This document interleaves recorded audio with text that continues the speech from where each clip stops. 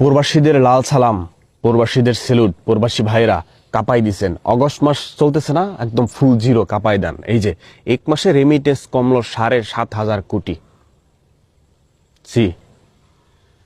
রেমিটেন্সের প্রভাবে কমলো রিজার্ভ। এই দেশের সাধারণ শিক্ষার্থীর পাশে দাঁড়ানোর জন্য, সাধারণ মানুষের পাশে দাঁড়ানোর জন্য লাল সালাম, সেলুট আপনাদের প্রবাসী ভাইরা। কাঁপাই দিচ্ছেন। অগস্ট মাসও ধুমাই একদম জিরো লেভেল করে দেন। এবার আসেন পয়েন্টে, 5-8টার সুযোগ নাই। রেমিটেন্স কমলো, রিজার্ভ কমতেছে, দেশে দুর্ভিক্ষ একদম ঢুকে গেছে। তারপর আমরা খুশি। কেন খুশি? এই গভর্নমেন্টকে আমরা চাই না। এই দেশ দেউলিয়া হয়ে যাক, সেটা আমরা চাই। দেউলিয়া হয়ে গিয়া এই গভর্নমেন্ট সরে যাক, ভালো কেউ আসুক।